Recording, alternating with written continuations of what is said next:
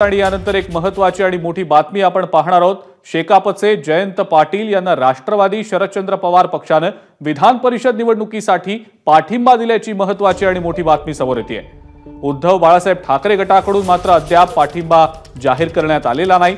जयंत पाटील यांना पाठिंबा देऊ नये असा ठाकरे गटातल्या काहींचा सूर असल्याचं समोर येत आहे। रायगड लोकसभेवरून ठाकरे गटातील एक गट नाराज असल्याची देखील माहिती मिळते आहे आणि याच संदर्भातली अपडेट आपण जाणून घेणार आहोत। निलेश बुधावले आपले प्रतिनिधी आपल्या सोबत आहेत सध्या। निलेश, विधान परिषदेसाठी 2 जुलैला उमेदवारी अर्ज भरण्याचा शेवटचा दिवस आहे, मात्र शरद पवारांच्या पक्षाने जयंत पाटील यांना पाठिंबा दिल्याची माहिती मिळते। ठाकरे गटाचा नेमका विरोध काय?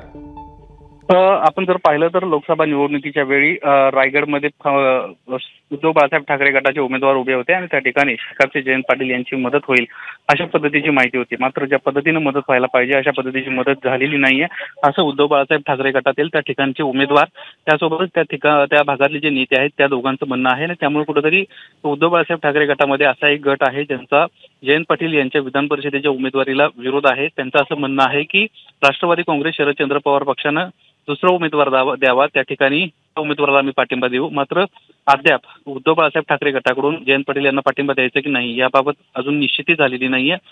तुर्तास राष्ट्रवादी काँग्रेस शरदचंद्र पवार पक्षानं मात्र आपला पाठिंबा जो आहे तो शेकापच्या जयंत पाटील यांना दिलेला आहे आणि 2 जुलैला उमेदवारी अर्ज भरण्याचा शेवटचा दिवस आहे। त्यामुळे आज किंवा उद्या उद्धव बाळासाहेब ठाकरे गटाकडून देखील पाठिंबा मिळण्याची शक्यता वर्तवण्यात येते। तो जर पाठिंबा मिळाला तर जयंत पाटील हे बिनविरोध येण्याची शक्यता आहे। ठीक आहे निलेश, धन्यवाद। सविस्तर माहिती आपण दिली त्याबद्दल। आपण पाहूया आता की ठाकरे गटाकडनं शेकापचे नेते जयंत पाटील यांना पाठिंबा दिला जातो की नाही ते। एबीपी माझा, उघडा डोळे बघा नीट।